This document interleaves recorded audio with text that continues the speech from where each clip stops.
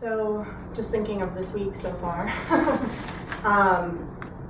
pulling together, I mentioned presentations for our SVP of HR and Security. So on Monday, I came into the office to find out that he had an external presentation to give on Friday. So I've been working to pull together that presentation. Just sent it to him this morning and heard back, good to go, so that's good. Working on campaigns, so right now I'm working on our employee survey, partnering with the benefits team on open enrollment, which begins Monday. We've had a 6-week phased campaign leading up to open enrollment to educate our employees on the Affordable Care Act, what it means to them, and then their benefit changes coming in 2014. We have a series of workshops coming up for our HR and security population, so it's development days. So I'll be traveling to various locations across the country for that. So just a lot of prep work, working with our in-house advanced media team on promotional materials, handouts for that workshop, for those workshops that are coming up. And just executive messaging, constantly writing messaging, talking points, that sort of thing. So it changes, it really does, day to day. I always try to have 4 things that I need to accomplish at the start of the day, and I'll be lucky if I get to one of them. Always, it keeps getting pushed and pushed. Miraculously, everything gets done, but yeah, it's a mixed bag.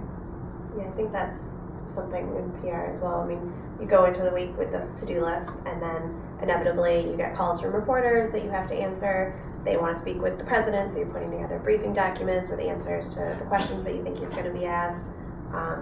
Like, I also get the oh, I'm speaking at this conference on Thursday, pulling other slides for me. Yeah. So putting together that, just fulfilling different media requests. So they want photos or they want video, or they need to verify a couple of stats that, are easy to do, but something you still have to reach back out to them if they've left you messages or voicemails. And then also trying to fit in calls with all the local markets throughout the month, talking with them about what they have going on, if it's PR worthy, what can we do? And then a lot of writing, getting the press releases done, getting them all approved, going up the chain. Inevitably somebody at the top doesn't think that this is the right direction, and then sort of starting back over again and working through that. So it really changes all the time, and I think that, the to-do list, I'm big in my to-do list, I love it, but sometimes I go weeks without crossing anything off of what I thought I would be doing that one day. Yeah, and just realizing that change is really constant and embracing that. Yeah. Because I find that change really is the only constant in my life. So you really have to be open to that, especially in the environment that we're in. Things change minute by minute, so just being open to that is important. Prioritizing. Yeah. Who's your best friend? Yeah. Yes. Yeah.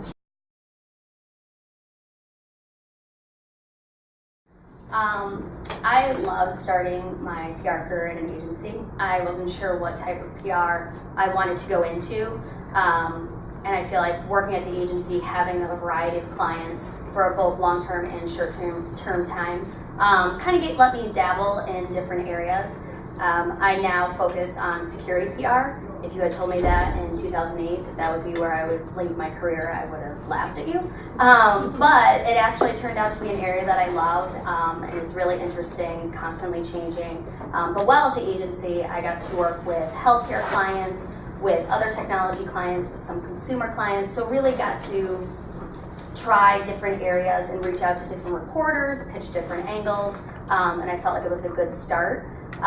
Moving in-house, for me, it was just a great opportunity. I really liked working in security, and with Kaspersky being a security company, it just felt like a fit for my career, and something that would give me more opportunity to work with other reporters that I didn't get a chance to work with, pitch bigger things, and I just wanted to see kind of the other side of the fence and just working for one company and doing more things, especially with a global company as well, kind of what that meant and how that changed, as opposed to working with a bunch of clients for a short term. Yeah, I agree. I think that also there's sort of pros and cons to both, and there's different sets of skills that I think you learn at both. I also started out in an agency, and so to balance an account load of multiple clients, I was working with film studios, and at any given time I would have 5, 6, 7 clients that I needed to work on, and those clients might each have a couple of projects that you're handling. So sort of being able to balance all of that is a tricky skill, I think, and it's something that you really need to have great time management and organization. And then you're also sort of, depending on the structure of the agency, working either as an individual or with a very, very small team, whereas on the in-house side, you're kind of part of a larger team of people. So, maybe there's only a few people in the PR department, but you're working with the rest of marketing, and everyone is sort of focused on the same goal. So it's been an interesting kind of experience to see both. I think there's pros and cons to both. I mean,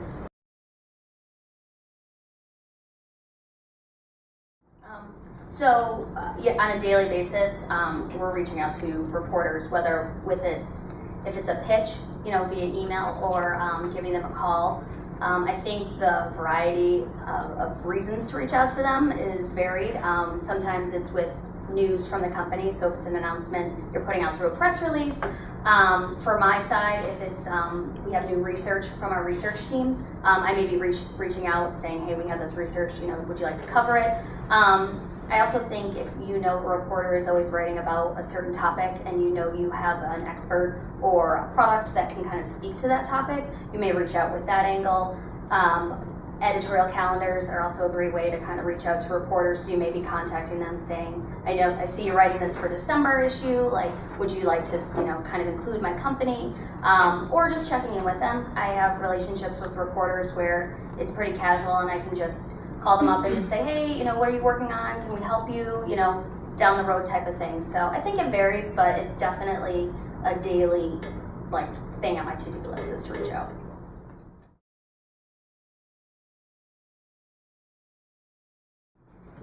I mean, I think it really depends on the person. Personally, for me, I liked working at an agency because I think it taught me a lot of skills, like the organization and time management, and the fact that you can't tell other clients, no, I can't work on what you want me to do right now because I have something more important to do for somebody else. I mean, obviously, you'd never say that to someone at an agency or at your client or an agency.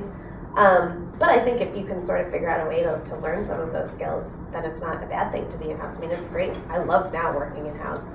I think. I was just going to say, and even working in-house, you do have the opportunity to work with agencies. Yeah. Multiple agencies, and especially with a large corporation like Raytheon, we have multiple agencies that we work with for creative concepts, public relations. It runs the gamut. So you definitely have that opportunity to interact and interface with agencies as well. Broadly, at this point in your career, just try to experience everything you can, and then that helps you figure out when you graduate or even down the road what you like, what you don't like, what you want to experience but you haven't experienced yet, whether you like working for a small company or a small team, or if you want to work for a big corporation, just kind of feeling it out and then figuring out what's best for you.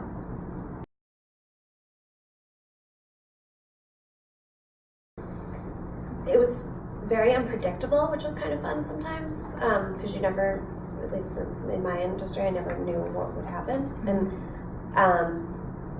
there were some fun perks and stuff that were kind of nice. But I don't know, I think it was kind of I really enjoyed that very, very, very fast pace, especially when I was just out of college and stuff. And, so I think that was kind of cool. And so I miss that sometimes. I mean, I think that I have a little bit of a different perspective as to what is a fast-paced day, because it's different now when you're in-house and you have other resources and everyone's sort of helping or can help you along, so you can kind of give work to your other team members if you're a little bit overwhelmed, whereas at the agency it was nope, you have to get that done, so it was kind of just go, go, go, go, go the whole time. So I miss that occasionally. I would say I miss the larger company like Brainstorms. You're at an agency, you're one of 100 people working all on PR. When you work in-house, you're one of a smaller team, which is great, and everybody works together and you get to tap other resources like marketing or different teams as to kind of their take on things. At an agency, you can kind of be tapped for a brainstorm for a company that you're not even working on. You're like, oh, that's a great idea, I'm going to apply it over here. So I think that's one thing that I miss, just being pulled into those meetings and kind of having that, seeing what other creative things people are thinking of. I think, internally it kind of falls on your smaller team, which it does to an extent at the agency, but I can't just hold a huge brainstorm with all my PR people. Just be like, what do you guys think? So that's one thing I would say.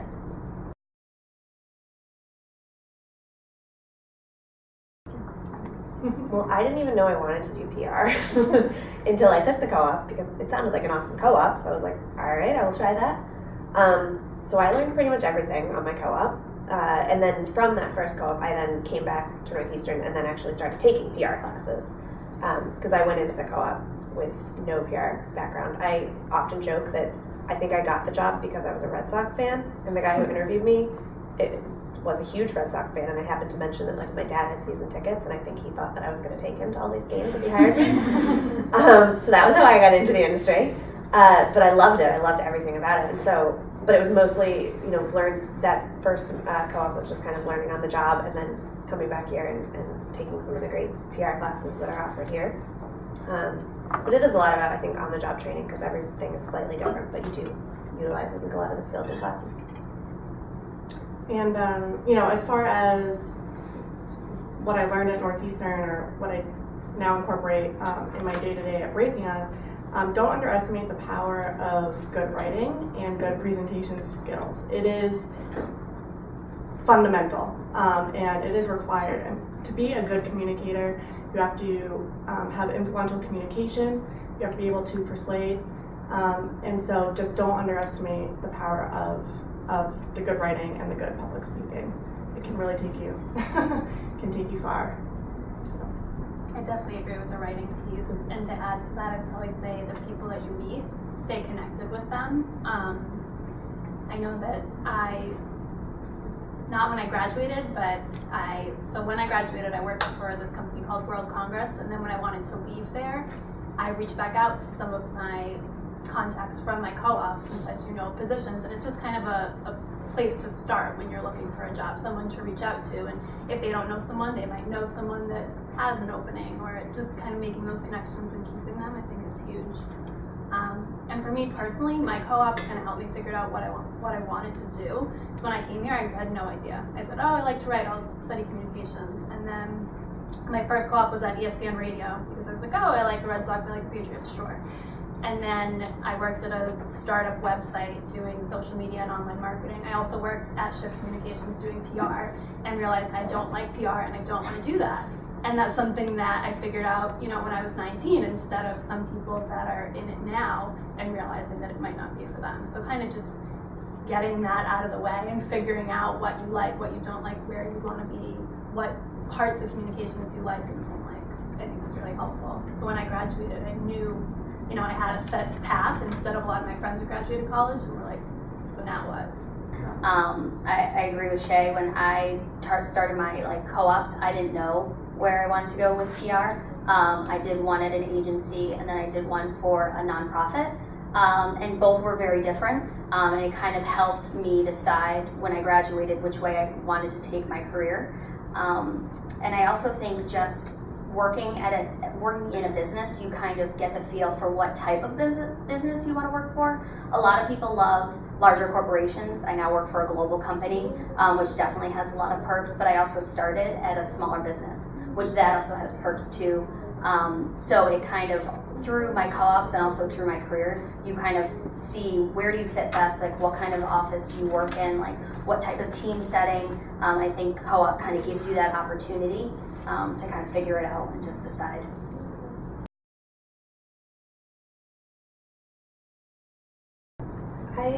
So when I did my first co-op, I did both of them at Allied, and the first one was sort of the normal co-op that they offer and that they have sort of continued to do.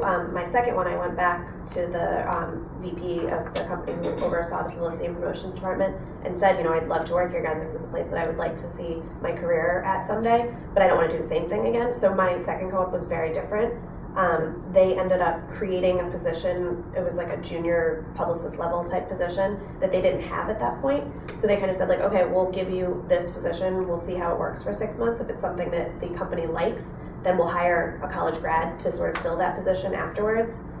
If it doesn't, then we'll just phase it out and continue with our team structure the way it is. So I really got to kind of try and kind of create a new position at the company. That did end up working out now that's something that they have 5 people in that position in various levels. So it wasn't the same co-op for me, it was just at the same company, but it was definitely a different type of experience.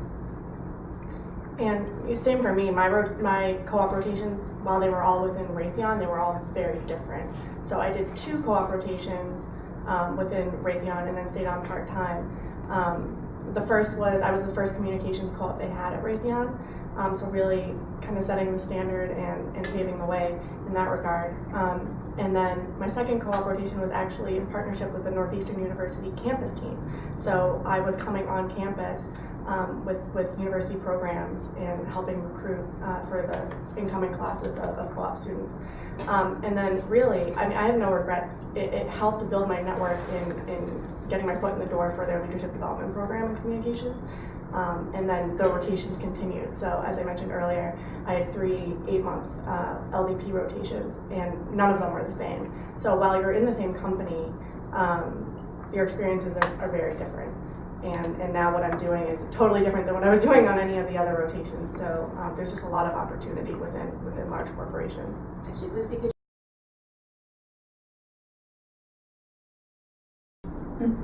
I remember, not necessarily a specific class, but I mean, all the classes that I took in communications, there were the heavy writing component. Actually, consulting, that I'm not sure if that's still offered, with Professor Dalmore, that's still offered. and some other professors teach that.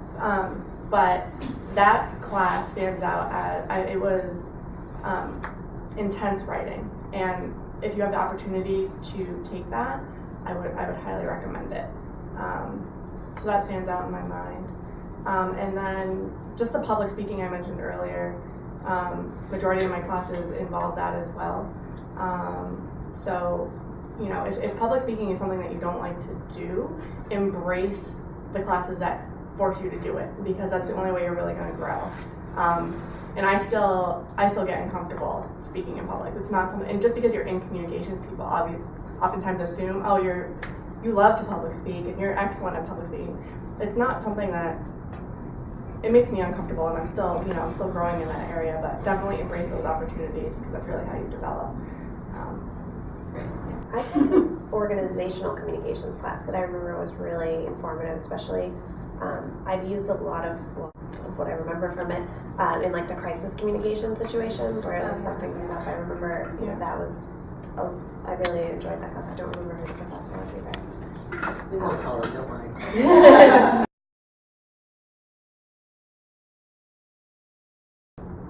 I always had, whenever I was going to interviews, I always had a portfolio. And I think that I stood apart from some of my peers because of that. I don't think that was something that everybody did. And I did hear feedback that, just having that to show and walk through, to have real examples so they can see your work, and even leaving something behind with them so they can, use that in conversations they have as follow-up to your interviews can really go a long way.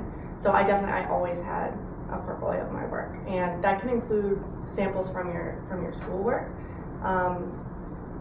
And then also if you've had a co-op experience already, using some of the collateral that you've created for those as well. So it can be a mixture of work that you've done at school and then also on the job.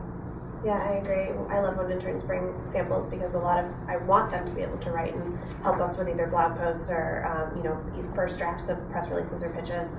And if you can write in class, you can probably write in real life. So it's not necessarily something that you have to have from a job. If you can write well, you can probably show it in any sort of context. Yeah, I would say I had a portfolio. At one of my co-ops, I was lucky enough to be the person to kind of write the press releases, and I had to write a couple articles, so I was able to kind of keep copies of those and bring it with me. I think the other thing to kind of be prepared for, or I know happened actually both of my jobs, I was given a writing test. So I was asked to write a press release. I had to edit a press release. So I would just say before, your any job, just kind of brush up on your skills, however that works best for you. But I know that was kind of weighted a little bit more heavily than my portfolio, though the portfolio was great to say, I know how to write a press release, and here's my example of it. So kind of both sides of the coin for that. And to build up what Sarah was saying, I think if you are given a writing test or if you do have to show samples, kind of looking at some examples of the company's writing is helpful beforehand, just getting a sense for their tone. And I mean, obviously a press release, I guess, would be more formal, but I know like when we do internal communications, we want them to be really conversational and really, a lot of what we're writing about is technical, so I'm bringing it down to reality and making it understandable. So if you can get a sense for, you know, go on their website and just see what language they use and what tone and things like that is.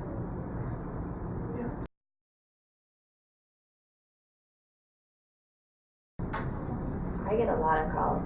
Whenever we send out press releases, I would say I get more phone calls than emails back with questions because people want answers immediately.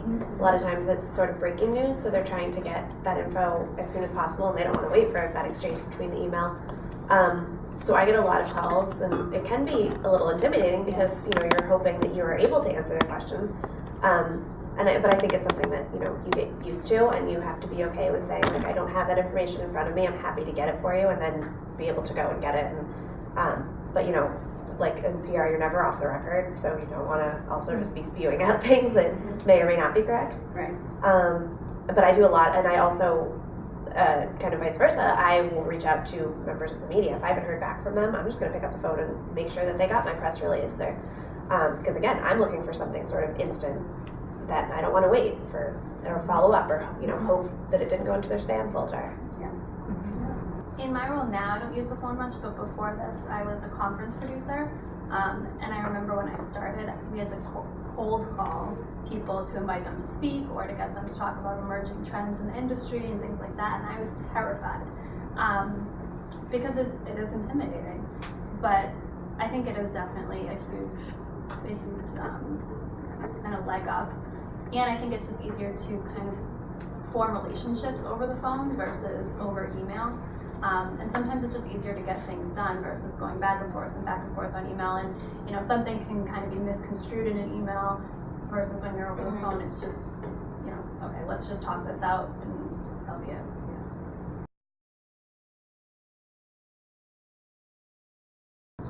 I would say keep in touch with, if you know older, you know, graduating friends, keep in touch with them. I think networking is a great tool, and I think that Northeastern really, I think you run into so many people that it's such a great tool. Like, I actually got my first job by, I knew somebody who was in another sorority, worked at the PR agency that I worked at Shift. So I reached out to her via email, Facebook, and I was just like, hey, you know, I saw you worked here, you know, would love to kind of pick your brain about it, you know, kind of grab coffee. And then through that, she actually told me of an open position. So it kind of gave me that leg up, having that reference and going through her as well as through online. So I think you never know. Just try to keep in touch, and also just, I would say, check in on people. You know, if you know you want to work for a company, see if you know somebody there.